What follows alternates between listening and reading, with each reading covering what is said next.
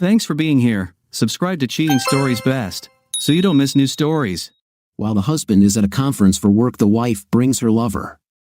Today's story has a similar plot. Enjoy watching it. My name is Sarah Price. I was heading to the airport and was already late when I stopped at the house. I only stopped here because my boss, Arturo, insisted. I never liked meeting clients. I always thought it was a mistake. I prefer to just do my job with a detached and emotionless attitude. I don't want to know clients or their goals. It makes my job easier. This way, I can refrain from forming opinions on matters and remain professional. Helen Harris came to the door. I asked who she was, and when she confirmed her identity, I sent her to get a document confirming her identity. When she returned, I unfortunately had already formed an opinion about her. "I'm Sarah Price," I said. "Mrs. Harris, I work for the Arturo Rios agency. Here is a recording of the last week of calls and messages from your husband's cell phone." The woman standing in front of me just nodded. "Anything interesting?" she asked. "Time is running out. You need to reveal something, otherwise I will demand that all my damn money be returned to me," I heard a man's voice from the other room. She thanked me and closed the door. As I walked back to the car, I again wondered why I was doing this job. The woman today was one of the reasons I like to avoid meeting clients. There was no doubt this woman was the lowest grade of scum. Helen Harris appeared to be in her late 30s, but could be older or younger. She was wearing a thin robe and nothing underneath. I really wished she would have taken the time to look at herself in the mirror before coming to the door, because her face looked like she had just had a night, and the smell of intimate was overwhelming in the house. The male voice from the other room, calling or ordering her to get her fifth place back, couldn't have been her husband's, because he was currently in Detroit at some kind of auto supplier conference. I knew this because he was my intended target. I was given the case because the current operatives couldn't find anything, and Arturo didn't want to lose the case. Based on the question she asked, Mrs. Harris seemed to believe that her husband was cheating on her. She was obviously cheating on him, so I just didn't understand her actions. Why don't they just get a divorce and move on? Of course, I was sure it was because of the money. Somehow, these couples all started out with great love and always ended up fighting over money. After several years in this job, it's no surprise that I didn't date again. I got to the point where I could tell, just by looking at the guy, what his quirks were and how our relationship would end. I just didn't believe in love anymore. I thought about this a lot while waiting for my plane to be announced at the airport. After check-in, I have no illusions about myself. I am beautiful. I'm not bragging, I'm just stating a fact. I was lucky to be born with a set of traits that men like. I also have a well-built body, which men also seem to like. I just consider myself an ordinary girl. I can't blame it if men's thoughts are constantly focused on intim. In fact, when it comes to men, a girl really doesn't have to be attractive to attract them, but if she is beautiful, it only adds fuel to the fire. When I boarded the plane, I noticed the guy 2 rows over stood up and sat next to me. "Hello," he said slightly. "The weather is great for flying." I looked up at him and answered him politely in the most cheerful tone I could. "What is your name?" I asked, opening my laptop. "Frank Compton," he said, smiling and showing a row of yellow teeth. I quickly entered his name into the database used by private investigators. Then, I turned the screen and showed him his dossier. He looked shocked to see all his personal information so easily accessible. "First of all, Frank," I said, "I don't give a damn about the weather, so your skills as an amateur weather forecaster are wasted here. Secondly, I'm not interested in pleasant conversation or making new acquaintances, so send your fat, balding, beer-bellied fifth place back to your original seat, or I'll call your wife Gladys and arrange for you to have divorce papers waiting for you as soon as the plane lands. Any questions?" Before I could close the laptop, Frank could really move fast. He muttered, "Crazy girl," and was already back in his place faster than I could close the laptop. I opened my briefcase and looked at the photo of Chris Harris. According to my information, he was only 28 years old, 10 years younger than his wife. My first impression upon seeing his photograph was that he looked quite attractive. Reading the dossier, I realized that all my first impressions were wrong. Before I even looked at the file, I was sure he was cheating on his wife. I guess I came to this conclusion because she was the one who hired us to get evidence of his infidelity. Looking at the photo and going through the file, I saw a young, good-looking man with an older, less attractive woman.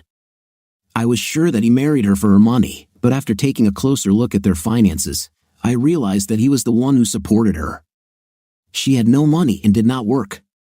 Then I thought maybe there was some accident and he married her for a baby. They didn't have children, so that was out of the question. This case became more and more interesting as it progressed. A couple of hours later, when the plane began to descend, I still couldn't get the image out of my head. He was tall and handsome. He was also only a few months older than me. Why would he associate himself with this woman? She was 10 years older than him, short and plump. Her fifth place was too big and her breasts were too small. It definitely couldn't be because of her character, and on top of that, she was promiscuous. It just didn't make sense. I checked into my room at the Westin in Detroit. The hotel was part of the Renaissance Center in downtown Detroit. Luckily, the convention was being held less than a mile away at a convention center called Cobo Hall. I was sure that my target would not be happy being in the Renaissance Center. It was GM headquarters, and he was supposedly a big fan of Mustangs. The room was nice, as hotel rooms in general, but I've been in so many over the years that the details started to get mixed up. I'm also so rarely home for significant periods of time that I really don't remember many details of my apartment. I called the Chicago office to let them know I had arrived. Carla, our office manager, and Arturo's wife answered the phone. "Hi Sarah," she said. "How's Motown?" "Just like every other crumbling industrial city," I said. "Noisy, aggressive, and full of ego." "Carla's really ready to hand over the case to you," she said. "His wife is due any moment. Daryl will stay and help you, he knows you're in charge." "Good luck, Sarah." "Carla, there's something strange about this case," I told her. Carla, in addition to being a colleague, was my friend. "Sarah, there's something strange about them all," she laughed. After I hung up, I brushed my long honey blonde hair back away from my face and dressed in a very conservative skirt suit. The jacket and skirt were tan, which went well with my hair. The skirt was below the knees, so it was very suitable for a business setting. It was also tight enough to show off the curves of my fifth place well. The silk blouse I wore under my jacket had large gaps between the buttons so that my lace bra could be seen if my viewer was looking for it. I grabbed my laptop and headed to Cobo Hall. My laptop and cell phone both had very powerful digital camera capabilities, so if I had caught Mr. Harris behaving inappropriately at a convention, it could have ended overnight. I entered the large hall and put on the visitor badge that Arturo bought for me. It was easy for me to blend in with the crowd by posing as a distributor or buyer, just like my target. Of course, he didn't have to worry about finding one specific person among thousands of people like I did, and he also didn't have to constantly brush off men who spent all their time looking at his fifth place or chest.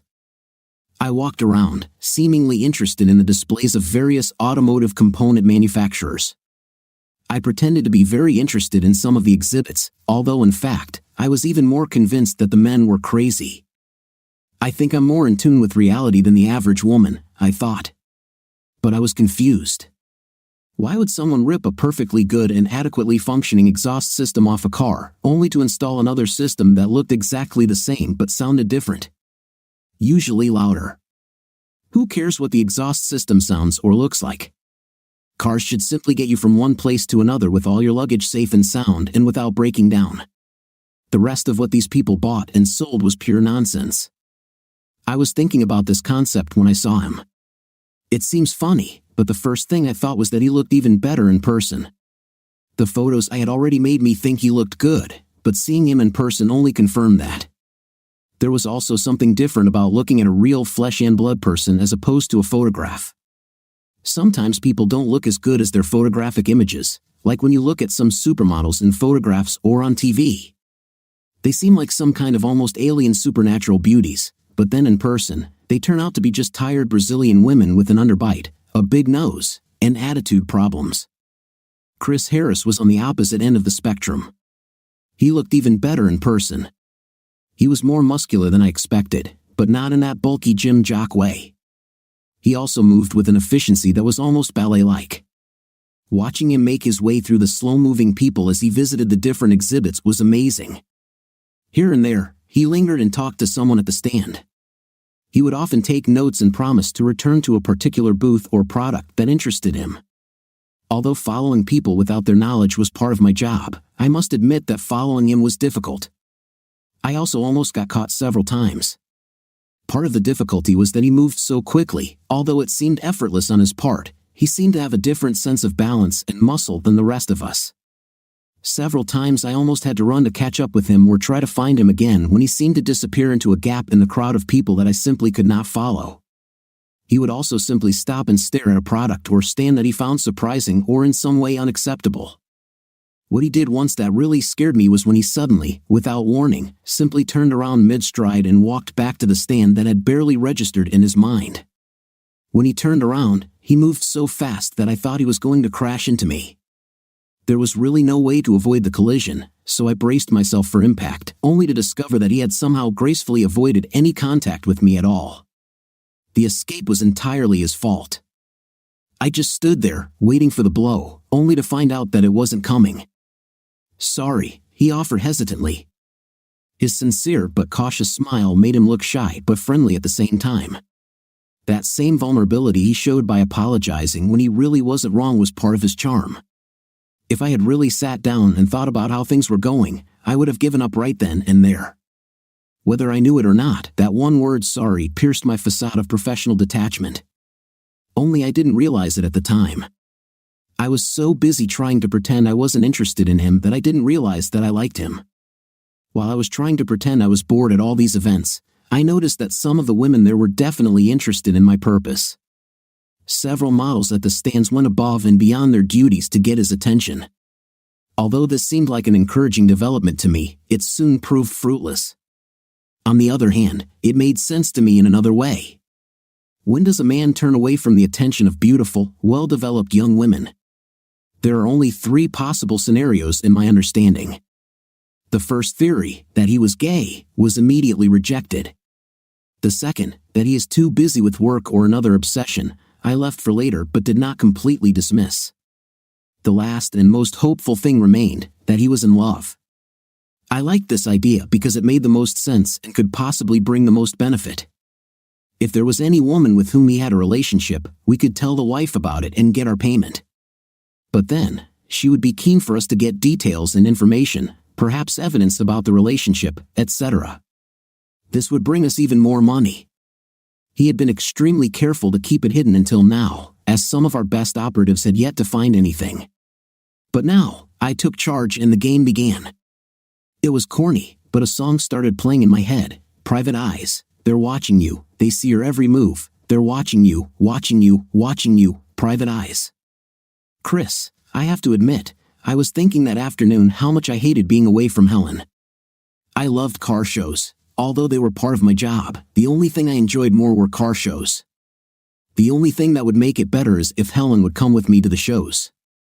At the beginning of our marriage, she did just that. I smiled, remembering her. Then she was slimmer, but I was the same. I still remember my jealousy when guys looked at her but in tight jeans. I still love her, and probably always will, even when she's 99 and I'm 89.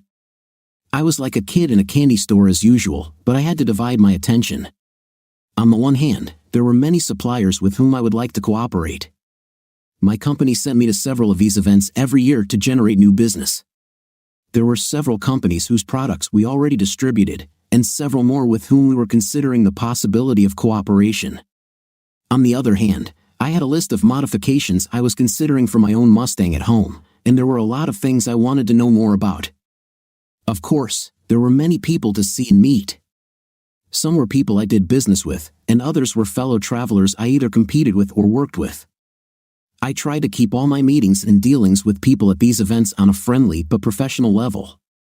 This meant that I avoided female models at shows. They were beautiful and shiny and all that, but they just weren't worth my marriage. I still loved Helen deeply after all these years, and I was a firm believer in that old saying, if you can't be with the one you love, keep it in your pants. Plus, at 28, I was an old soul, firmly stuck between boyishness and old man dignity. I had to act smart and not fall for every pretty face that passed by. The same as with cars, believe it or not, I was still in love with my 2006 Mustang GT. Although Ford changed the body style a bit for 2010, I liked the 2005 to 2009 models better. I didn't like how they narrowed the front grille and sloped the rear facade. It made the car look like it was exposing its rear end. I liked the sequential tail lights, so I bought the kit from American Muscle, and now my tail lights flash consistently the same way. The same philosophy applied when I thought about women. Helen already knew how to do whatever I liked in those rare moments when she was in the mood. Why spend all my time trying to accustom a new woman when I already have a very good one whom I've always loved? When I walked around the room for the first hour, I was so excited that I almost collided with another customer. She was truly beautiful, with beautiful eyes and long honey blonde hair. I turned sharply and clumsily walked around her, trying to avoid a collision. She probably thought I was as clumsy as a baby foal. I apologized to her, but she was not impressed with my apology. I could tell by the way she just stared at me and then walked away. I hope I don't have to deal with her company because the first impression she must have of me doesn't inspire confidence in my abilities.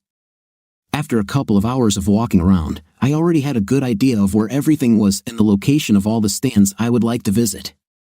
Some places I will visit for business reasons and others for personal interests. Perhaps tomorrow I will begin the process of visiting every booth I would like to do business with. I sat down at a table in the food court area to relax and have a snack. I was lucky and got the last free table. The organizers must have seriously underestimated the number of participants. There were a lot of people around looking for a table. I wouldn't mind sharing. You never know who you might meet at these events. Some guy who asked to share my table could be my next big client. Do you mind if I sit at your table? Someone asked behind me. Of course not, I replied, not even knowing who it was. I turned around to look at the person I was about to sit with and learned that it was the woman I almost crashed into. My face instantly turned red. She sat down opposite me and put her laptop on the table. Thank you, she said cheerfully. There are too many people and not enough tables. I nodded, opting not to get involved in a conversation with her. However, she was truly beautiful, but unlike the models and girls at the auto shows, she didn't try to use it to her advantage. Just as our conversation was about to move on to something more serious, two female models I had seen earlier came to our table and just sat down. They didn't even bother to ask permission to join us, they just sat down. They are probably used to everyone prostrating themselves before them. They completely ignored my companion and didn't bother to introduce themselves, they just started talking to me. My companion suddenly seemed engrossed in something on her laptop. I used one of my tried and true techniques to politely let women know that I wasn't interested in them when answering their questions. I was very careful with my words and used my hands to support my answers. Most women would have noticed my wedding ring, which I practically stuck in their nose, but not these two. Since they clearly had no manners, I resorted to my usual backup plan. I just got up and left, saying I needed to call my wife. They continued talking as I left, addressing my disinterested companion, Sarah. When I sat down at the table next to Chris, I had a plan in mind. I knew that most men would throw themselves at me with little incentive. If I could get him to do something for me, depending on how far it went, it could be over quickly. However, it really depended on how far things went because I'm not a girl of easy virtue and would never lie with a guy for the sake of business. However, despite my permission to sit at his table, he did not initiate further conversation. He seemed content to just look at the handful of pamphlets he had already collected. My pride took a hit. I was ready to step up my actions when the need for this was no longer necessary. Two obviously interested models approached the table and began talking to him. They didn't even bother to ask if we were together. They also left me out of the conversation completely. I turned on my laptop camera and started recording their conversation. I was sure that these two would be able to provoke some kind of reaction from him. Both girls were very beautiful. The youngest of them was in her early to mid-20s. She had very long, very light blonde hair and green eyes. She had large, obviously artificial breasts and the breath of a little girl. She had to be at least 5 feet 1 inch and still probably weighed less than me. My ego really took a hit today. If this girl doesn't seduce him, then her friend probably will. The other woman was older, perhaps in her early 30s. She was also Latina, also very beautiful. But while her friend looked like a typical airhead, this woman was the epitome of class. Her dark brown hair was pulled back into a long ponytail, her breasts were small and perky, fitting her body perfectly. However, she had a butt that could rival even Jennifer Lopez's. I couldn't have won any category against those two. They did their best to engage him in conversation. His replies took a long time to arrive and were very short, monosyllabic comments. Most people would take this as a hint that he didn't want to talk and leave him alone. The two, however, didn't even consider that he might not be interested, so he increased his defensive measures. It was almost painful to watch as he began to punctuate all his answers with hand gestures that clearly showed off his large wedding ring. It was as if he was shouting, "Leave me alone, I'm married." Naturally, the two either didn't notice what he was trying to convey or simply didn't care. I have come across women who prey on married men. Married men are much less likely to cause a scene or problems because they have too much at stake. After a few minutes, I could see the frustration building up in him, so he suddenly stood up and left the table after telling the two women that he needed to call his wife. After he left, they finally noticed that I was nearby. "Hey, you two don't know each other, right?" asked the blonde. "We were just sharing a table," I replied. "Okay," the brunette said. I somehow had my eye on that one. "Why?" I laughed. "Aren't they all the same?" "Actually, yes," she said. "But I go to a dozen of these events a year. I see a lot of guys who come and go. Most of them start looking for women as soon as they get here. They also inflate their positions and importance when it's too easy to verify. This is the fourth time I've seen him at events like this, and not once have I seen him act unprofessionally or inappropriately. He is also highly respected among the suppliers and the companies they represent. He does business with integrity, and as far as I know, he is on track for a major promotion in his company. Of course, the fact that he is married poses a problem, but it is not an insurmountable obstacle. I actually like that he's loyal to her. It means he'll be just as loyal to me." I had to laugh at her confidence. "What makes you think you can win him over?" I asked. "Just look at me, darling," she said. "I can have any man I like without any effort." She looked at me directly, with coldness in her eyes. "And when I have him, I will do for him whatever he wants.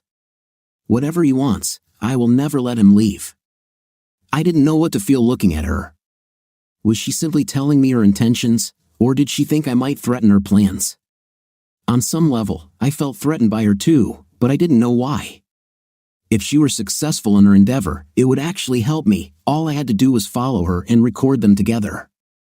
But something told me that it would not be in my interests to cooperate with her. "Well, I just think he's cute, and I'm going to sleep with him for the rest of this convention," the blonde interjected. "Mara, you can marry him and have 40 children with him after I'm done with him." For some reason, I started to get angry. Luckily, my cell phone rang and interrupted the conversation. "Sarah, meet me at the snack stand," Daryl said. 5 minutes. I said into the phone, then ended the call. "Well, good luck, ladies," I said, gathering my things and preparing to leave. "Who needs luck when you have this?" the blonde said, cupping her chest. Behind us, a man dropped his tray of food, slipped on it, and fell. Another guy crashed into a pole and nearly lost consciousness. "See what I mean?" the blonde smirked. "Not a bad distance, Amy," the brunette said. I walked into the showroom knowing that I was above average in attractiveness, but next to these two, I felt like a boy. A few minutes later, Daryl came up to me, pretending to show me the brochure. Daryl is African American, so seeing us together was quite noticeable, I said. "I have a plan for our goal," Daryl said. "It's a little tricky, but I'm desperate." "Daryl, I have to lead," I said. "You should have consulted me." He looked at me like a repentant schoolboy. Daryl was one of my best friends. He was very smart and had a degree in criminal justice. "Sorry," he said. "I'm not trying to step on your toes, but we planned this before you were assigned to the case. We've been tracking this guy for 3 weeks and haven't found anything yet." I knew from previous experience that Daryl was very good at his job, perhaps even too good. He tended to get emotionally involved in things. His involvement did not involve getting to know the subjects or having any feelings about them. Its flaw was that it never failed to deliver results. In his mind, he had a perfect record and didn't want to see it ruined. "What do you have planned?" I asked. Daryl quickly told me the plan. According to the target's schedule, he was supposed to attend a video presentation hosted by American Muscle. Afterwards, he would return to his hotel for a while and then come back for the convention opening dinner. The dinner also includes dancing with live music. Daryl lined up not one, but 4 prostitutes to meet Chris at either the video presentation or dinner. If at least one of them manages to put him in a compromising position, the case will be closed. "Okay, this sounds a little like cheating, Daryl, but let's try it," I said. It was funny that even though I agreed to the plan, deep down, I didn't think it would work. After observing his behavior with 2 models, my subconscious formed an opinion about Chris Harris. Unfortunately, my subconscious was not communicating with my professional, rational consciousness. My subconscious, also known as my heart, was telling me that the plan wouldn't work because Chris Harris wasn't a cheater. This was also the reason why Daryl and Carl had not been able to find a single shred of evidence in almost a month. An hour later, I found the American Muscle booth and looked around for Chris. He sat very close to the front in the second row. I started talking to one of the men who was walking around, wearing American Muscle polo shirts. I correctly assumed that since he was wearing a company t-shirt, he was helping organize the presentation. After promising to have drinks with him at dinner later, and hinting that there might be something else after dinner, he seated me in the front row, which was reserved for American Muscle employees. I didn't want to sit next to Chris again so soon. Too many chance encounters too quickly would alert him to the fact that these were not just coincidences. It would be much better to sit in the row ahead of him. He would have no choice but to see me. On the other hand, I would pretend that I didn't notice him at all. This way, I could still impress him without doing anything at all. I could hardly wait for the show to start and wasn't thinking about the American Muscle presentation. Almost as if scripted, a slender woman with dark hair entered the presentation area. She looked around and slowly walked towards Chris. She looked around and finally, very hesitantly, asked him if the seat next to him was occupied. I couldn't hear his answer, but he looked around to see if there were any empty seats anywhere else. She was good, really good. She sat down, but not in the seat next to him. She left an empty space between them. To make sure no one would separate them, she quickly placed her purse in the space between them. This exchange also allowed me to learn more about my goal. It's clear that Chris Harris didn't even realize how attractive he was. Most men would be happy that so many women were paying attention to them. Chris wondered why she wanted to sit next to him when there were so many empty seats. The woman, who was one of the easy girls Daryl had hired, began trying to strike up a conversation with Chris. I knew Daryl was behind them and filming their interaction. I turned around and pretended to be looking at something on stage, but I was actually turning my ear to hear their conversation clearly. The girl asked Chris about the company and their products, and what they could expect to see. Chris pretended not to hear her and looked around as if trying to figure out who she might be talking to. She tried to approach him from the other side. She told him it was her first convention, so she didn't know what to expect. Chris actually lied to her. He said he didn't know anything about the company either, so she should just watch the show and find out for herself. He buried his head in the brochure, hoping it would stop the talking, but then disaster struck. I watched as Mara and Amy entered the auditorium and walked straight towards Chris. They didn't even try to be subtle about their intentions. They simply walked up to the row where he was sitting. Mara sat down in the empty chair to his right. Amy moved to sit on the chair to his left where the easily accessible girl had placed her purse, but she didn't allow it. She shifted her bag and sat down on the chair herself. The bimbos failed to separate Chris from the crowd. Chris quickly stood up, and Mara grabbed his arm, trying to sit him back down. "Honey, where are you going?" Mara asked. Her slight accent gave her words an exotic edge. I don't know you," Chris muttered. "Of course you know us, we're old friends." "You sat with us in the food court," Amy said as she stood up. The appearance of the women alone attracted the attention of everyone present. Chris quickly stood up and began to walk away. Every eye in the room was on him. He looked around, blushing with embarrassment. And our eyes met. At that moment, time stopped, and I felt sympathy for him. In the background, that damn song started playing in my head again. I see you when you see me. I watch you cross boundaries when you make a scene. Oh girl, you should know, what my mind misses, my feelings will show. My heart, when I'm waiting, for lies you cannot hide, from my private eyes, they're watching you, they see your every move. I've been doing private investigations for quite some time. I've gotten to the point where I can tell when someone is lying or even when they're hiding something. At that moment, I was divided. On one hand, as a professional, I was intrigued by the situation and the opportunity to learn more about my goal. My rational and professional brain told me to observe everyone involved in the situation, see how they all react, and compare their actions to their motives, or what I knew about their motives. The bimbo bets wanted Chris. They slowly tried to pull him into their net. They would use every chance for contact, even a situation as disastrous as this could be used for their ultimate purpose. Even though this seemingly failed, it gave them two advantages. First, it ensured that he would pay attention to them again. The more contact they had, the better it worked in their favor. Secondly, it gave them the opportunity for further contact. The next time they see him, they will simply walk up to him and apologize for embarrassing him. As an added benefit, they were able to disrupt whatever plans the easily accessible girl had for him. Although she was not in the best position, they found that she was ineffective.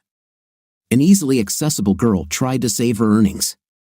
Of course, she would get a few dollars for trying, but she would get $500 if she could get into his hotel room, and even more if she could actually get him into bed. On the other hand, my heart felt like I had just shot a puppy. In the end, it was very close to what I did. I took a man who I knew, deep down, was trying not to cheat on his wife, and threw him to the sharks. If I had any professional ethical principles, I just violated them. There's a big difference between watching someone cheat on their partner and getting evidence of it, and what we just did. We were really trying to create a situation of betrayal. We had crossed the line, and now I had to watch how it would turn against us. Chris just said, "Excuse me, please." Then, using his incredible agility and flexibility, he stepped over the back of the chair in front of him and walked away. For a moment, our eyes met again, and he looked away. I felt even worse. He wanted to see the presentation in peace, so I made him skip it. Chris returned to his hotel room. I was really mad about missing the American Muscle presentation, not only because they were already a customer of ours and I wanted to see their new stuff, but because they were my favorite aftermarket supplier for my black '06 Mustang GT. Something strange was happening. The same two rude women from the food court were there. If I didn't know better, I would have thought they were following me. Perhaps I accidentally did something that offended them, and they wanted to humiliate me to get revenge. I tried calling Helen at home when I was really down. Her voice always made me feel better. However, lately, she always seemed irritated. I seriously thought she was going through menopause early. It was starting to seem like our decision to hold off on having kids until I found a job where I wouldn't have to travel so much might not be such a good one. It didn't matter that much to me, though. I wanted to have children, but I couldn't live without Helen. "Why are you calling me?" Helen barked into the phone. "I just needed to hear your voice," I said. "There are some strange people here. I'm not having the best time." "What do you expect me to do?" she asked. "Drop everything I'm doing and fly to Detroit to support you?" "Damn, Chris, you're a grown man. I can't do everything. Marriage involves partnership. Do your part. I'm busy right now. Goodbye." "I love you, Helen," I said into the phone. I then changed into long-running shorts and a tank top, took my iPod, and went to the hotel gym. I love running and usually prefer to run outside, but I was in a strange city and didn't know the area, so I decided to take the easy way out. I found a treadmill along the wall and started running. I set the speed to a comfortable but challenging tempo and lost myself in the music. After Chris left the presentation, I also realized that I had nothing more to do there. The guy from American Muscle whom I had charmed earlier seemed offended that I was leaving before their presentation began. "What about later?" he asked in a whining voice. "Honey, as much as I dream about having an intimate with you," I said, "it can't be later. I'm doing this to protect you." "Protect me from what?" he asked. "My husband," I whispered. "He's very jealous and looks like he followed me here." I winked at Daryl, and he stood up and walked towards us. "He'll come now," I said. I saw the guy's eyes get bigger as Daryl approached. Before Daryl got close to us, the guy disappeared. "Let's get out of here," I laughed at Daryl. Daryl and I went back to my hotel room to talk and plan. Daryl was probably the most polite person I knew. He stood shyly at the door to my room, and I walked around grabbing things until I noticed him standing there. "Daryl, can you sit down?" I said. "Well, it went very badly," he said. "I really think our girl had a chance at it until the other two came along." "Believe it or not, the other two were not professionals," I said. "Dark-haired Latina thinks she'll be his next wife." "What about the volleyball player?" he asked. "Her name is Amy, and she just wants to get him into bed before her friend marries him," I replied. "Well, I still think our plan has a chance of success," he said. "Our chances would have been even better if those two hadn't shown up at dinner," I said. "They probably won't be there. The dinner is for customers, not salespeople, therefore, we must have a clear perspective." Daryl's phone rang, and he answered. It was Arturo checking in on us. Daryl told him what was going on and relayed the news from home. Carl's wife had gone into labor as soon as he returned. It was as if the baby was waiting to be born until his or her dad witnessed it. When Daryl relayed this information to me, I had a strange thought. I wondered if I would ever get married and have my own husband and children. As soon as this thought came into my head, I threw it away. From the very beginning of this case, very strange thoughts came to me, I said. "Daryl, what do you think about this case?" "It's weird," he said. "Even though this guy is damn cunning, I'll tell you, I'm not sure he's any more cunning than the guy we caught who screwed his kid's teacher. But sooner or later, they always make mistakes. Sooner or later, we'll kick his fifth place. I am sure about that." "Why are you so sure he's cheating?" I asked. "Oh my God, Josh," Daryl said. "Listen to this." He showed me footage of Chris calling his wife at home after leaving the presentation. Daryl thought it was funny as hell. He kept playing the last part over and over again. "I love you, Helen." Suddenly, I got angry. I had never felt more angry or sad in my life. "Shut up, Daryl," I screamed.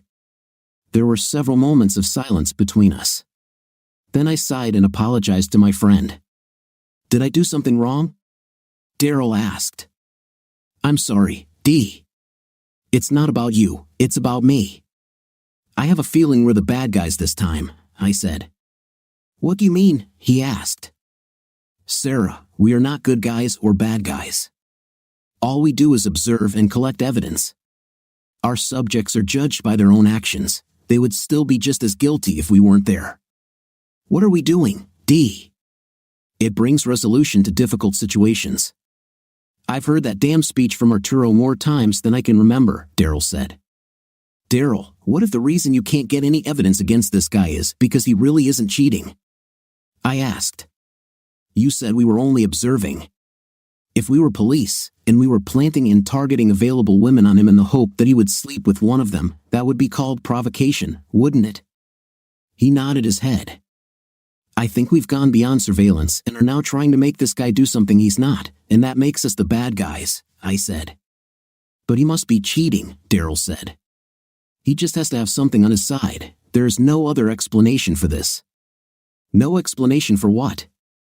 I asked. "For taking all that crap from your wife," Daryl snapped. "She treats him like hell, and he just savors it." I nodded, and Daryl continued. "Have you seen his wife?" Daryl asked. I nodded again. "She's older than him, she doesn't work, she has no money other than what he gives her, and she's not very attractive," I said. "Not very attractive?" Daryl repeated. "She looks like Frodo Baggins." "She's cheating on him too," I said. Daryl was shocked. "Why the hell should he put up with all this?" Daryl asked. "You heard that on the phone, D," I said sadly. "He loves her. We see her as a lazy, freeloading, unfaithful, ugly dog, but he loves her," I said. "Let's discuss this tonight, and tomorrow, if we don't come up with something by then, we'll have to talk to Arturo," I said. Daryl nodded in agreement. Daryl went back to his room, leaving me to get ready for dinner. For the first time in my life, I questioned both my work and my path.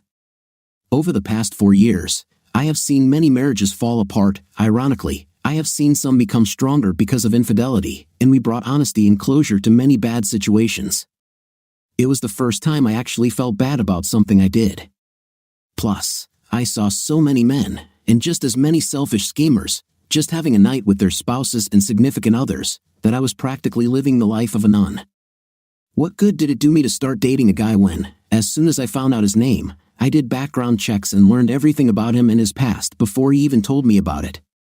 Any little white lie they told to bolster themselves was mine.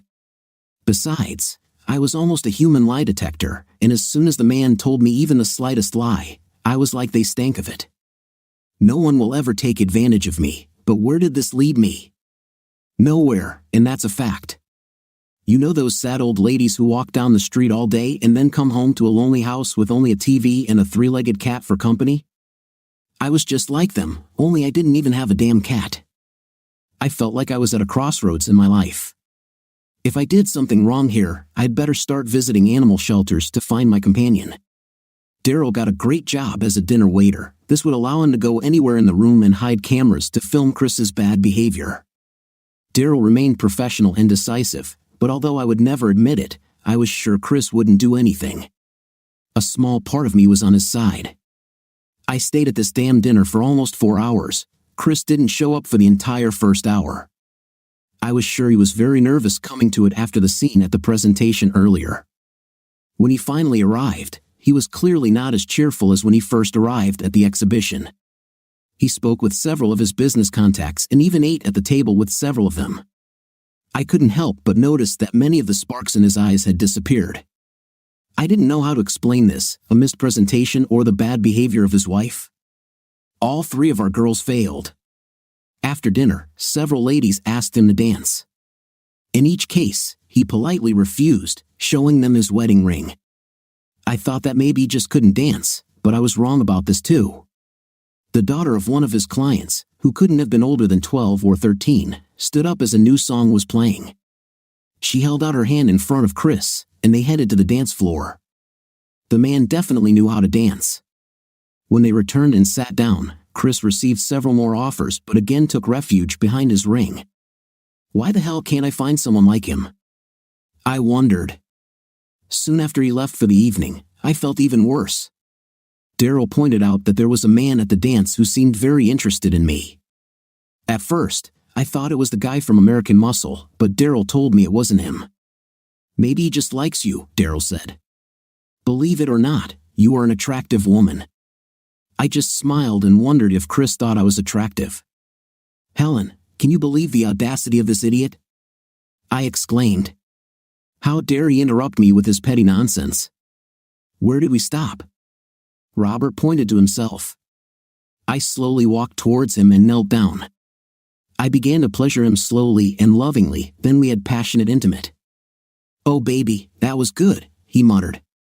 He stepped away from me towards the bathroom. Your wife doesn't do this for you, does she, baby?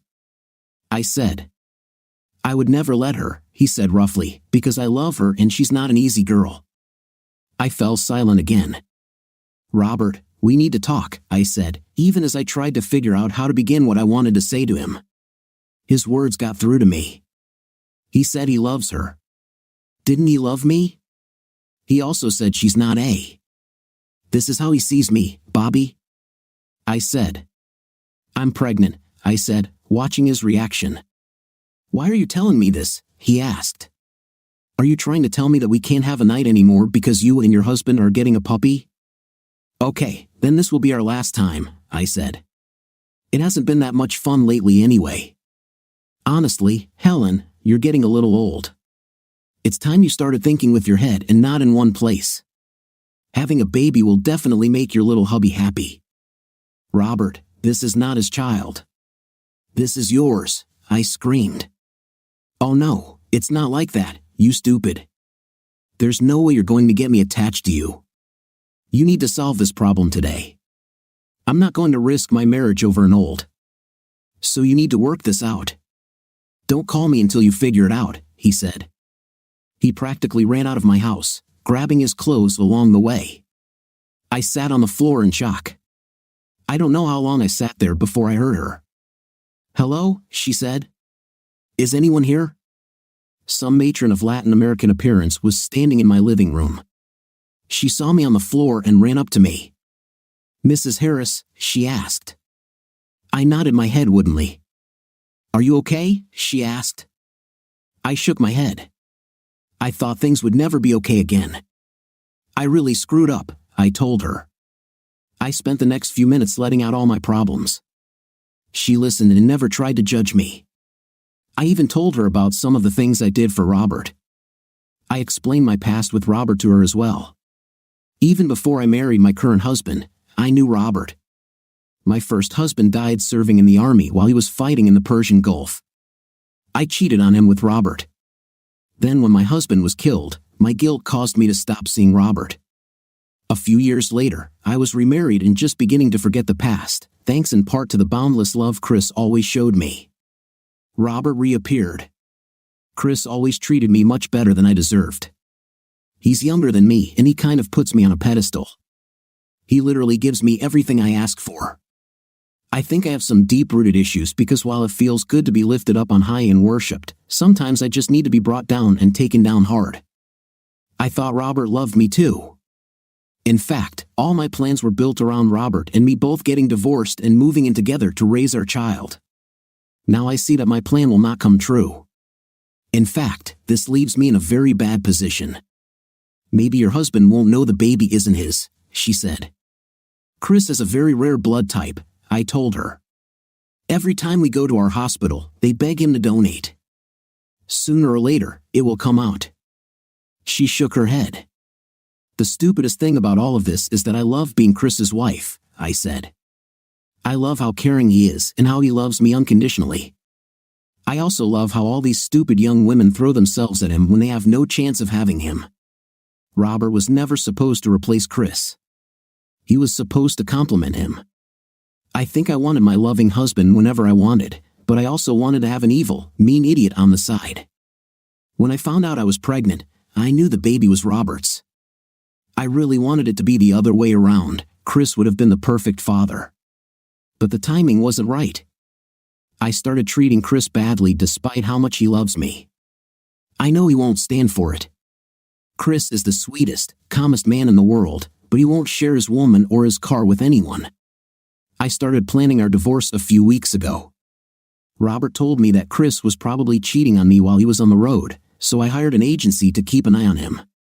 My lawyer told me that in the event of a divorce, especially if there is a child not from Chris but conceived during our marriage, I probably won't come out very well. The woman simply looked at me and shook her head. "Well, normally what I'm about to tell you would be considered good news," she said, "but in your case, I'm sorry, but it won't be. Listen to this." She played me another day of Chris's calls and a log of his activities at the convention so far. They even went so far as to hire easily accessible girls to try and lure him. He even refused to dance with other women. "Your husband is not cheating on you," she said. The most painful blow, of course, was our telephone conversation yesterday. At the time I was talking to him, I was so busy getting back to having an intimate with Robert that I didn't notice how emotionally drained my own husband was. I felt even worse after I heard him tell me he loved me after I hung up on him. "Sarah, this morning when I got out of bed, I realized that I could no longer work on this case. I called Arturo and told him to send someone else to support Daryl. I packed all my things and planned to leave for home as soon as my replacement arrived. Don't ask me why I did it, I still don't know what motivated me. But I needed to see Chris one more time before I walked off into the sunset. I went to the convention center for breakfast. I saw Amy and Mara preparing their booth before most of the participants arrived. I walked through the buffet line and grabbed myself a cup of coffee and French toast. I sat down at the table, and my timing was perfect. I took the last free small table. A few minutes later, Chris entered. I noticed Amy's eyes fixed on him as soon as he entered the great hall. She must have some kind of radar for sensing men, I thought. Chris took his food and started looking for a place to sit. I stood up and called him to my table. "I still owe you a place," I said. He just smiled shyly in response and moved to sit opposite me. "Sit here, next to me," I said. He just stood there and didn't move. "I know you're married, but don't worry, so am I lied. I waved, and Daryl walked over. "This is my husband, Daryl," I said. They shook hands, and Chris sat down as Daryl went back to his business. Once Chris saw that he was in relatively safe hands, he relaxed a little, and we had a great conversation. We talked about a lot of things, including the insane amount of affection some people have for their cars. Chris even showed me too many pictures of his Mustang at home. I noticed that the Bimbets weren't happy about the fact that Chris and I were talking. To hell with them, I thought, but they were the least of my problems. Chris had just finished telling me how he and his wife Helen met. She was his nanny when he was growing up, and he fell in love with her. He never stopped loving her. She got married, and her husband died in the army or something like that. Chris pulled her out of her depression and made her live again. A few years later, he asked her to marry him, and she categorically refused due to the age difference. He kept asking her every day until she finally agreed. Then I realized that he really loved Helen. He only talked to me about her because he thought we had something in common. What he thought we had was that we were both in unconventional marriages. He was married to a woman who looked much older than him, and he thought I was married to a black guy. My heart sank in pain again. Then I realized two things. The first was that from the very first moment I saw this man, everything I did was a lie and deception towards him. He didn't deserve this. I pride myself on my ability to tell when people are lying to me, so shouldn't I try to be honest myself? The second thing I realized was that somehow, over the past few days, I had fallen in love with this man. My revelation was interrupted by screams. "You are mean, lying, cheap, heartless, treacherous," he shouted. I turned my head away from Chris and turned towards the source of the noise. It was the guy who looked at me at the party last night. He was talking about me. He rushed at me and almost hit me. I fell over the chair. Daryl jumped at the guy, but it seemed like the guy was expecting it. He hit Daryl in the face with a metal chair. Daryl fell and did not move. I was on the floor, tangled in a chair, trying to get my stun gun out of my bag. The guy stood over me, seething with anger. He pulled his hand back to hit me. There was so much focus on me in his eyes that I could tell that whatever his beef with me, he wanted to kill me. The shock of what was happening dulled my senses, and I am not ashamed to admit that I was scared when he pulled that big fist back, about to crush me with it. I may have peed my panties a little. Daryl was just starting to get up, but even if he stood up, he wouldn't have time to help. Someone was shouting about calling security. I'm sure they would be of great help. I tried to get ready and crawl away, but the fist began to descend. Out of reflex, I closed my eyes and stepped back from the expected blow, but it never came. I opened one eye and then the other when I heard a slap just as the blow was about to come. Chris stood over me and caught the blow in his hand. He reached out and placed his forearm into the man's elbow joint, and somehow, using a judo or wrestling technique, twisted the guy's arm around his forearm. Suddenly, the guy just fell to the ground. It was some kind of lock on the joint. "I had to sleep through this self-defense class," Chris said calmly. "Calm down," Chris told the man. "There's never a reason to hit a woman." "She's not a woman," said the man. "She's a cold, soulless who took my wife and kids away from me." The man simply collapsed and began to cry like a child. I tried to remember his face, and he suddenly became familiar to me. "Everything will be fine," Chris said. "Don't believe a word this tells you," the man said. "She pretends she wants to be with you, but really she's some kind of private investigator. My wife hired her to catch me cheating. I lost everything in the divorce. I only see my kids once a year."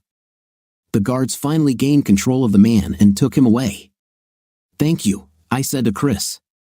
"Is it true what he said?" he asked. He looked at me differently. I could tell that even though we had only spent the last hour or so talking together, he was remembering every time we met or were around each other. "This is my job," I said. "When people are in love, they are vulnerable. They have doubts.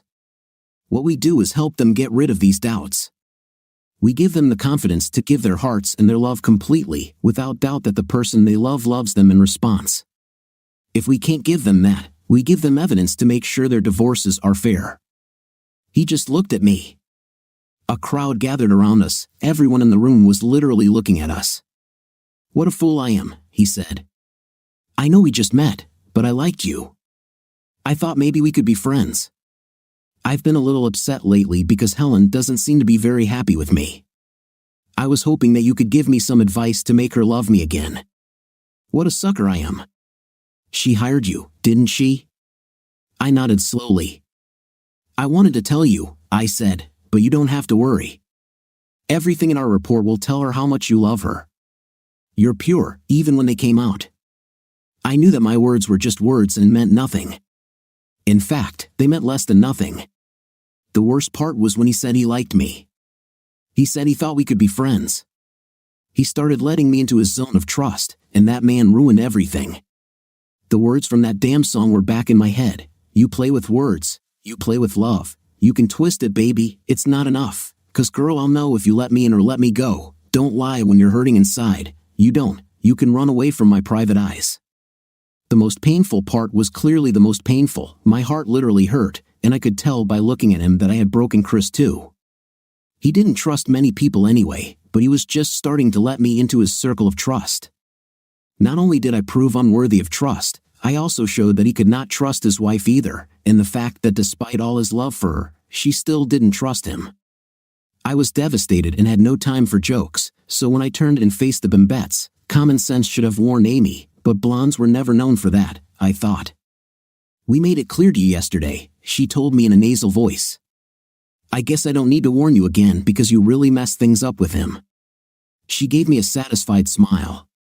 She didn't even see the blow I hit her with. She just stood up, staggering and holding her mouth while her lips were swollen. I grabbed Daryl's hand, trying to wake him up. He was dazed and complaining of neck pain, so I took him to the ER. "Chris, these few days have been difficult after the incident at breakfast. When I realized that Sarah was not a real friend, I immediately left and took the first plane home. I realized why Helen had been so distant with me lately. She didn't trust me. Perhaps someone gave her the idea that I was cheating on her. I had to let her know that I have never cheated and never will. I only loved her, and now I love her more than when I first fell in love with her at the age of 6. I left the airport and got into my favorite black Mustang. I quickly got from the airport to our suburb. The house seemed strange as I walked out of the garage and across my driveway to the door before inserting the key into the lock. My neighbor Ricky Ricardo ran up to me. "Chris," he said. It sounded like Cotty's, his thick Cuban accent distorting my name. Ricky was a great musician and band leader, but he was killing the English language. I couldn't understand a word of what he was saying. Luckily for me, his wife Lucy came over and told me that Helen had been taken to the hospital. I immediately went there and waited for over an hour while they pumped out her stomach. I had to fill out a bunch of medical forms and explain my location to the medical staff before I was allowed to see her. I just knew that somehow it was my fault that my wife tried to kill herself. I sat by her bed with a lot of questions in my head. Was her suicide attempt because she thought I was cheating on her? Didn't I somehow push her to this? When Helen finally woke up, I learned the whole tragic story from her. Helen still loved me as before, she said, but we had some unresolved issues. The first one was that she heard from her friend that I was cheating on her. Since she is older than me, she believed that I was tired and ready for a younger, fresher woman. I found it ironic that the only woman I ever looked at was the one she hired to follow me. She hired private investigators to find out if I was cheating on her. If I cheated on her, it would destroy her, but she loved me too much not to fight for me. She just wanted to know who she would have to fight against. She would never let me go without a fight. I decided right then and there that nothing would ever separate us, no matter what. We will be together. Then there was a more serious problem. The first could simply be seen as a misunderstanding. The second one was much worse. Part of the reason Helen had been acting so strangely lately was because she was keeping a secret from me. A few weeks ago, she was raped. She was so ashamed of this that she did not say a word about it to anyone. After a few days, she became depressed and withdrawn into herself. She regretted pulling away from me, but she was so ashamed. She also recently found out she was pregnant and just didn't see a way out of this situation. She was afraid to face me with the news that she was carrying someone else's child, especially when we were putting off having our own children. She saw no way out, so she decided to take her own life. It was a lot to take in a short period of time. I hugged her, telling her that nothing would ever separate us. He also said that I loved her too much to let her leave. We both cried, and I held her until the nurse came and said I could come back the next day, but I needed to go home. The nurse also told me that Helen would have to stay in the hospital for another 72 hours for observation and then need to be assessed by a GP before she could be discharged. When I got home, I went inside and sat on the couch. Everything was happening too fast for me to process. Somebody knocked on my door. I stood up to answer and saw that it was Lucy Ricardo again. She handed me a sealed envelope with my name on it. She said a woman knocked on her door and asked her to give me an envelope. I thanked her and went back inside. Lucy didn't want to leave. I think her natural curiosity and tendency to get into trouble really made her want to know what was in the envelope. Alone in the living room, I opened the envelope and was shocked like never before. As my world as I knew it collapsed, inside the envelope was a note of only 13 words. The note was scribbled in pencil so that no one would ever recognize the handwriting. Don't be a sucker. She's cheating on you. It's his child she's lying. There were also a couple of terrible photos. One was a close-up of Helen's face. She was without clothes. The second photo showed Helen and some old man I didn't recognize having a night on my couch. There was also an audio tape of Helen telling another woman the whole story. On my own, I would have dismissed the note. The photographs may have been doctored, but I recognized Helen's voice. Together, all three pieces of evidence were enough to break my heart. I spent the evening curled up on the couch. After a while, I realized that I was lying on the same couch that Helen had an intimate with that guy on, and I almost threw up.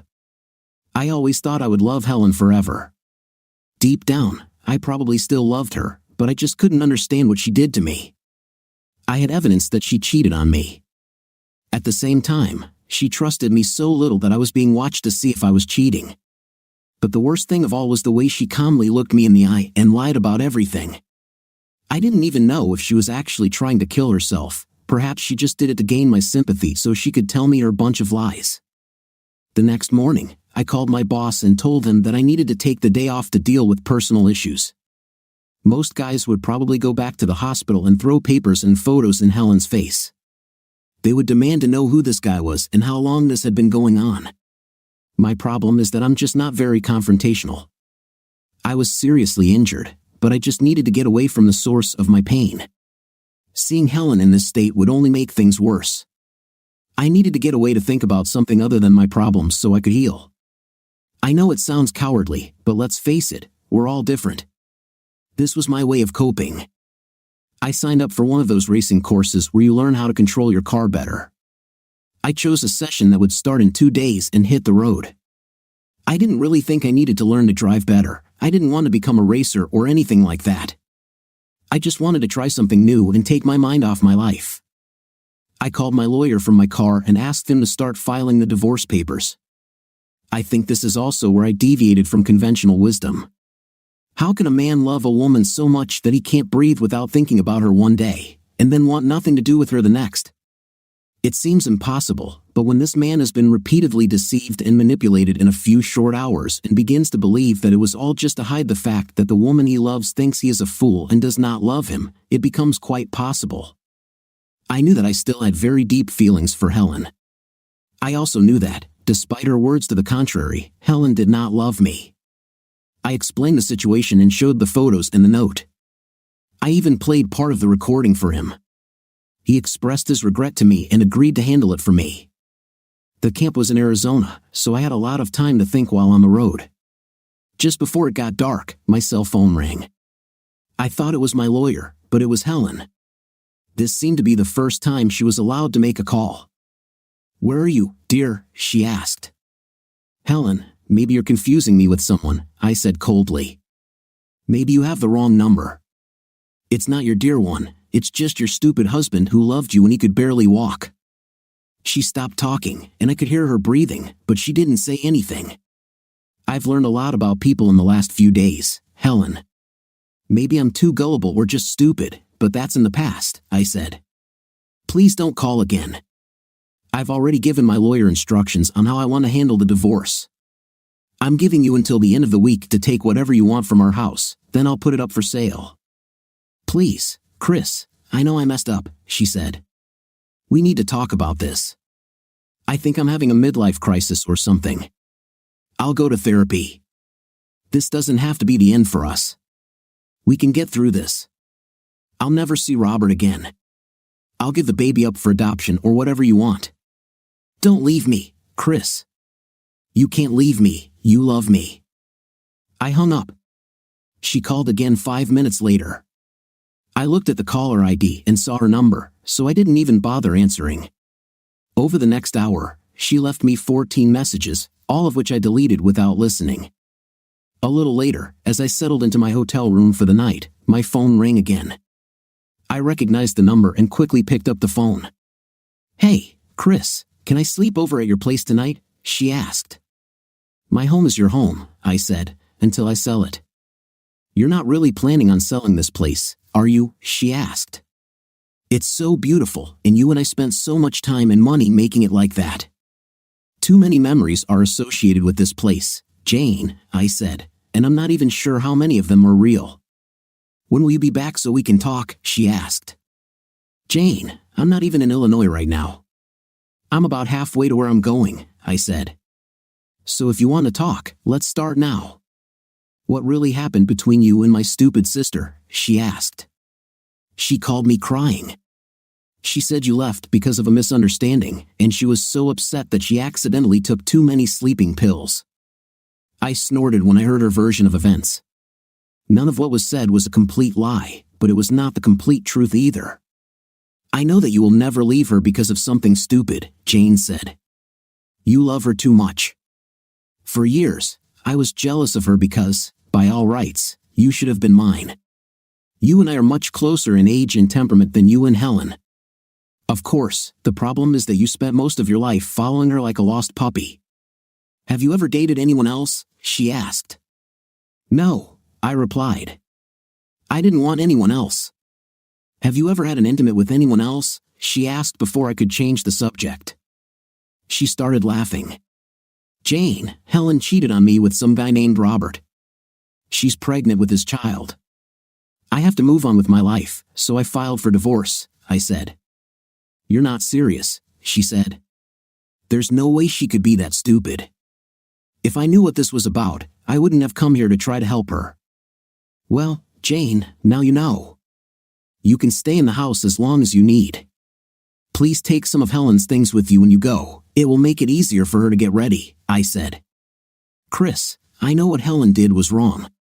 She seriously screwed up, but she really loves you. Are you sure there's no way to forgive her? None that I can see, I said slowly. Good night, Jane. I had barely hung up when it rang again. Damn, I was popular today. I didn't recognize the number. Hello? I said.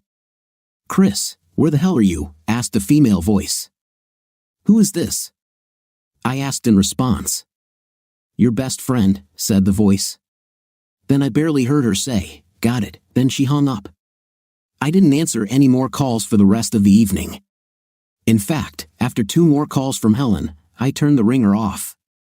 There was no reason for me to talk to Helen again. We simply had nothing to talk about. I felt like the biggest fool on earth. I loved this woman long before most of my friends were even interested in girls. I actually fell in love with her before I was even interested in girls. When she first started working as my nanny, I thought girls were completely useless and weird. I didn't see the point in being friends with any of them. They couldn't play baseball, couldn't climb trees properly, and were afraid of frogs. What was the point of them? On the other hand, they liked things like dolls and completely stupid games. They were simply useless. The first time Helen came to babysit me was a revelation. There was something about the way she talked to me and showed interest in everything I said. I followed her around like a struck puppy and never stopped doing so. She could make me do things just by asking that my parents couldn't get or had to be threatened into doing. There was nothing I wouldn't do for Helen.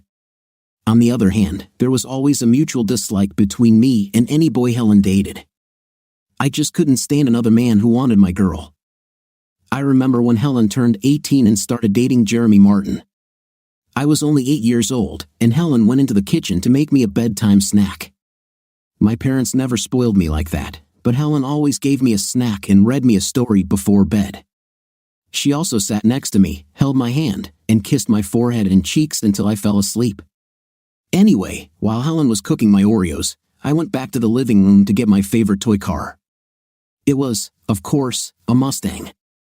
Suddenly, I overheard that creep telling a friend on the phone that as soon as she put the baby to bed, he was going to get her and leave her. He didn't really love her, and she didn't have breasts. He put up with her long enough without getting anything in return, so tonight would be the end, and he wasn't going to take no for an answer. I went back to my room angry. I didn't understand most of what Jeremy was saying, but I didn't like it. When Helen came into my room, we both noticed each other. I noticed that Helen was wearing perfume. I didn't like it because it smelled like flowers, and flowers were as useless to me as girls. I loved Helen's natural scent. Helen looked at me strangely because it was probably the first time she had seen me angry. "Chris, is something wrong?" she asked. "Helen, what are breasts?" I asked. "Chris, you shouldn't say that word," she said softly. "It's not a good word. It's a rude way to talk about a woman's breasts." "What do you mean? Get her and throw her?" I asked further. Then Helen was really surprised. "Chris, where did you hear that?" she asked sharply. "That's what Jeremy said to his friend on the phone while you were making me a snack," I said. "Don't worry about stupid Jeremy," she said sharply. "He won't harass anyone here, and we'll see who leaves who." Helen left the room, and a few minutes later, I heard screams and noise coming from my living room. I got out of bed to see what was going on, and when I looked into the room, I saw Jeremy pushing Helen onto the sofa. He unbuckled his belt and stood over her. Of course, now I know what he was going to do, but at the time, my 8-year-old mind thought he was going to try and give my Helen a beating. I became even angrier and grabbed my baseball from the dining room table. I threw the baseball across the room. It was the best fastball I've ever thrown. It hit Jeremy in the back of the head like a missile. He didn't even see it coming. He just folded up like a folding chair. I still remember how Helen hugged me, standing over him, looking menacingly, before he fully recovered. Helen helped him up and threw him out of the house. From that day on, I was Helen's hero. She always told me that when I grew up, she would marry me. To her, they were just sweet words that she never took seriously, but I believed her every time. I found out many years later that I didn't actually save her from Jeremy, I just put it off. Less than 2 weeks after this, Jeremy actually slept with Helen and then dumped her right after. He also bragged about it to several of his friends. This seems to be what started Helen's path to who she became. She had a deep-seated need for a man to abuse her. All the love I felt for her and all the years I dedicated to her meant nothing compared to this. It was an addiction she couldn't break, like a person who quit smoking. Sometimes they don't smoke for more than 10 years, and then a stressful situation sets in, and they start smoking again. Either way, I was done with Helen. She broke my heart, but I'll get through it. She could take half of everything I had, but she couldn't take my pride, and she couldn't take my heart. Anymore at the race course, even though I thought I was a great driver, I learned so much that I didn't know.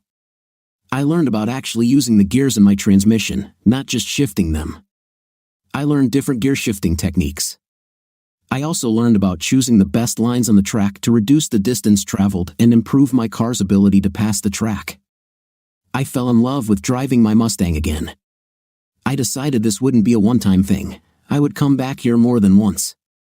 Sarah, I looked at Chris's credit card charges and noticed he had signed up for a racing school weekend seminar. On one hand, I was a little afraid for him because although driver improvement schools are generally safe, there have been a few accidents and even deaths reported. I didn't want anything to happen to him. On the other hand, leaving including me, who hurt him, would be the best thing that could happen to him. The school he chose was in Arizona, and it would take him several days to get there.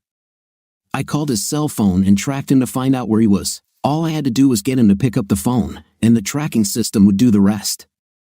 When he picked up the phone, I couldn't help but talk to him. "Chris, where are you?" I asked. He asked who I was. He probably didn't recognize my voice, which was understandable since he had only heard it once or twice. But it still hurt.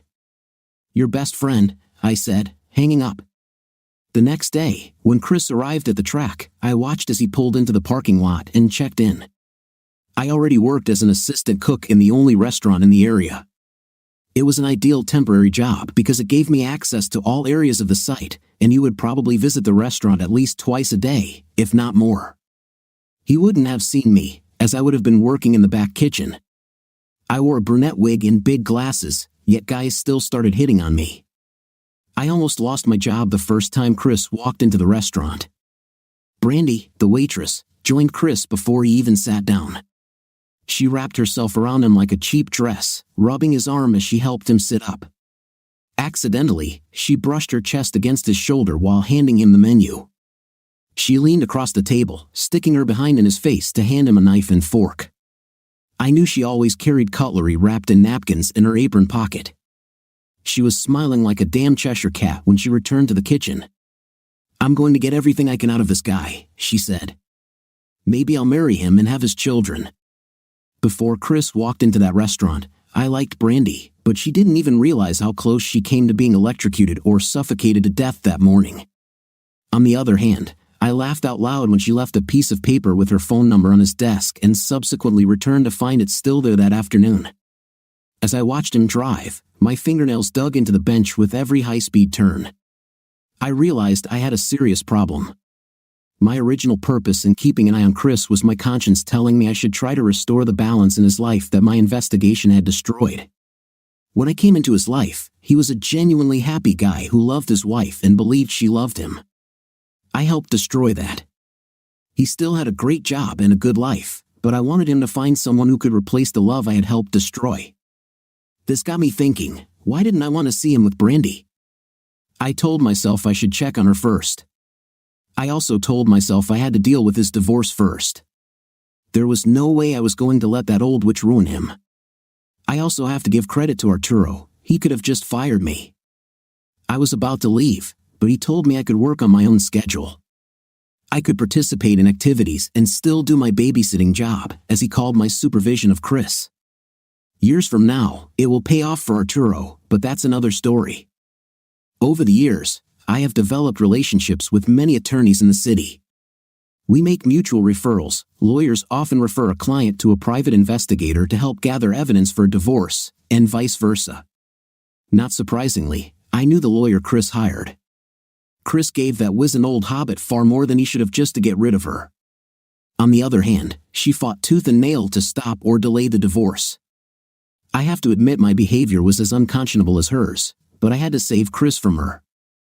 I constantly forced Carla to call her and give her advice that, although it seemed helpful, actually cut her throat. When Carla talked about missing Chris with all her heart and saying she'd do anything to have him back, we recorded the conversation. But when she said one reason she wanted him back was so she wouldn't have to get a job, that conversation was saved and given to Chris's lawyer. Finally, if we lived in an ideal world, everyone would be honest and open. But let's face it, that would be pretty boring, right? It so happened I knew a court clerk who regularly dated the wife of one of his best friends. I also had photographs of one of these meetings. In exchange for the photos, he assigned Chris and Helen's divorce case to a judge known to dislike cheaters. This same judge was known for almost ignoring recommended judicial standards in cases where deception and cunning were off the charts. He himself had once suffered from such a woman. So, my poor Chris came to court expecting to lose half his property and left in shock.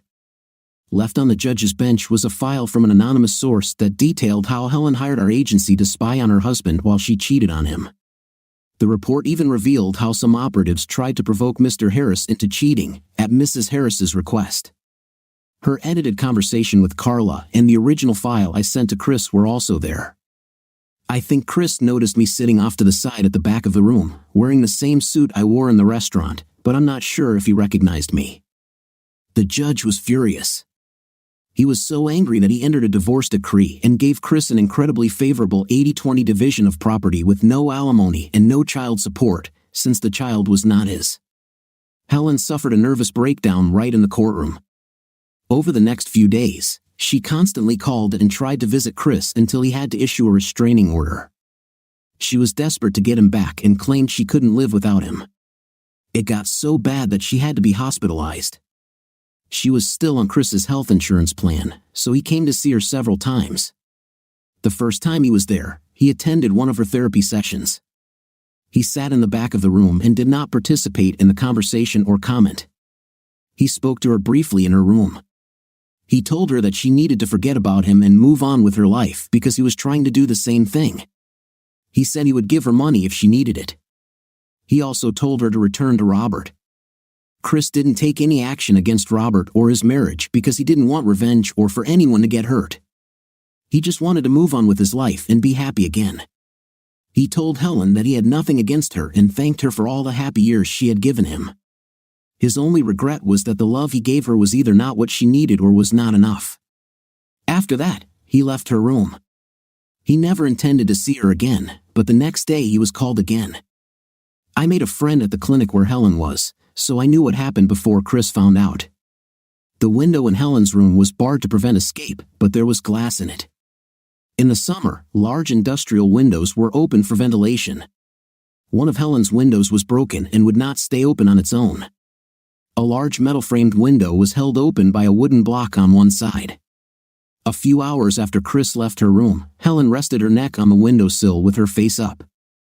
She called the orderly. Several minutes passed before the man working on the floor came into her room. When he entered the room, she calmly said, "There is a note on the table." Thinking she wanted him to send her away, Helen smiled at him and said goodbye. She hit the bar that supported the heavy window, and the window closed on her bare neck like a guillotine. It was a sad end for a truly tortured soul. I wish I could say I shed at least one tear for her, but to be honest, I didn't. After the way she treated the man who loved her his whole life, this blank got what she deserved. As for the note, Chris never received it. It was pure nonsense. I tore it up as soon as I got it and paid the orderly $300 for it. What kind of sick person writes, "Chris, I can no longer live knowing that the person I love no longer loves me.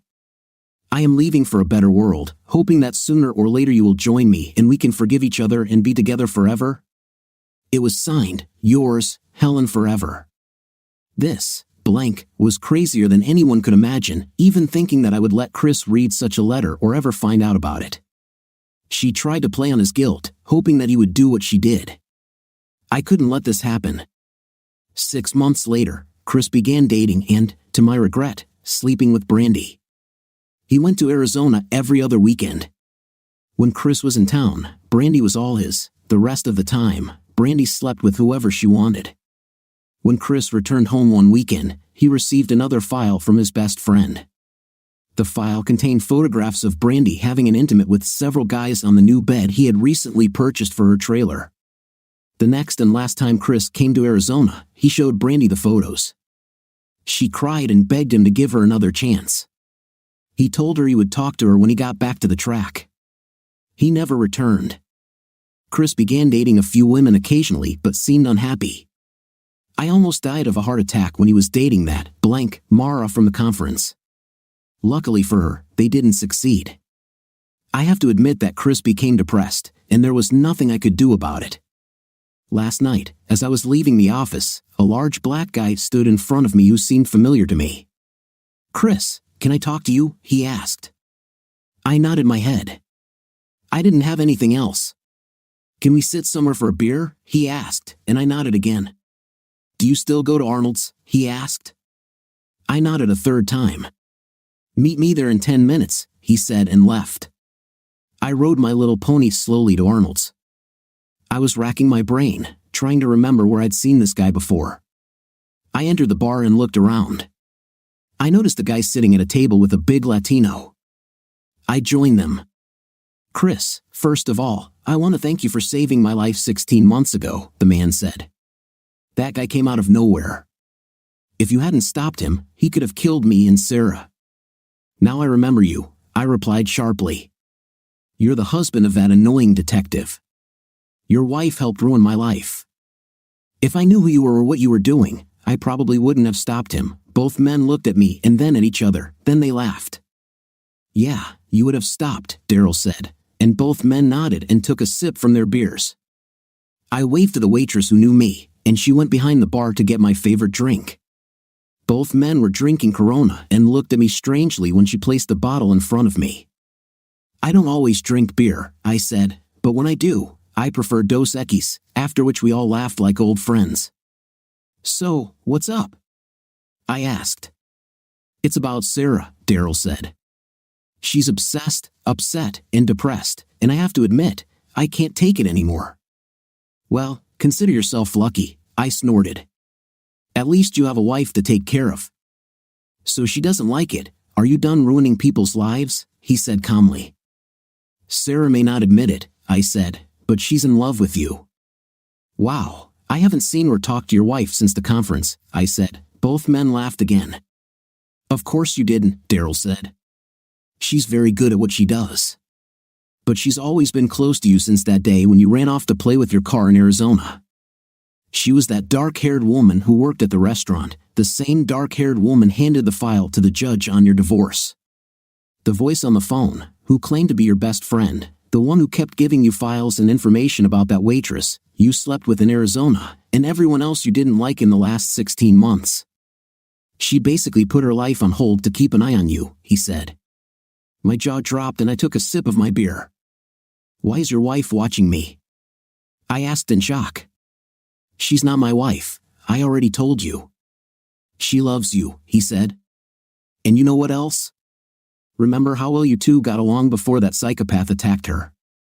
I think you love her too. They both looked at me. I remembered that Sarah was really beautiful and I really felt guilty. The whole time I was talking to her at the conference, even though we were only talking, I felt like I was cheating on Helen. So what do you want me to do? I asked. Just talk to her, that's all I'm asking for, Daryl said. Sarah, Arturo called me on my day off. I was annoyed. I had plans for the day. I needed to review the personnel files of every eligible woman working at Chris's company. I couldn't afford another Mara. Every time I thought about him dating a piece of trash like her, my heart broke. I wanted him to find a good girl, someone he could fall in love with and have children with. I knew it would kill me when he finally found someone, but I wanted her to be perfect for him. Arturo told me to get dressed and make myself beautiful again. He was tired of seeing me come to work looking like an old shoe.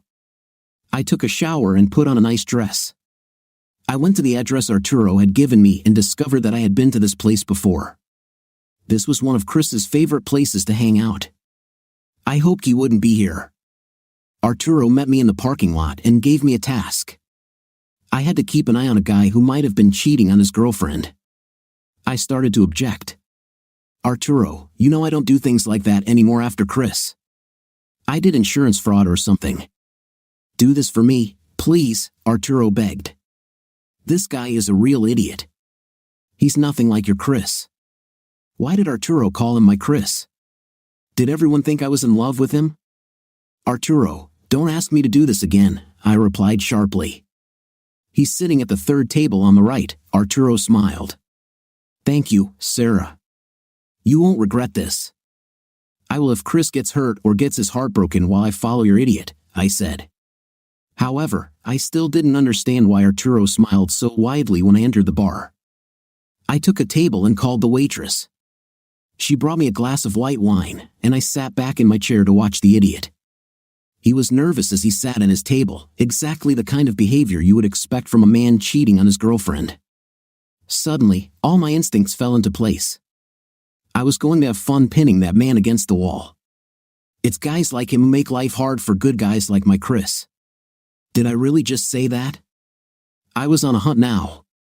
Imagine my surprise when suddenly someone played my favorite damn song on the jukebox. I was humming along to the song Private Eyes when it suddenly dawned on me that I had been set up. When I got to the third verse, why are you trying to put up a front for me? I'm a spy but on your side, you see, I stood up and walked over to the table. When I approached, I saw that the long greasy hair on his head was a wig, and his big nose and glasses were one of those Groucho Marx masks from the joke shop.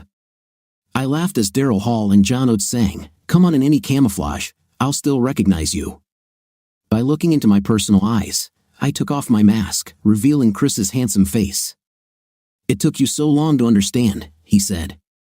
"I thought you were supposed to be some kind of private detective. If I hadn't made them play that damn song, I could have sat here all night," he laughed as he said it. "What are you doing, Sarah?" he asked. "What I've always wanted to do," I said as I kissed him. The kiss was even better than I could have imagined. That kiss told him everything he needed to know about me. I already knew everything there was to know about him. In the end, like every hunt I've ever been on, I caught my quarry. This evening at Arnold's may have marked the end of Private Eyes, but it was only the beginning for Sarah and Chris. We lived happily ever after, but that is another story. What do you think of our story today? In my opinion, the story was quite interesting and diverse, with interesting plot twists. What is your opinion? Write in the comments. See you in the comments.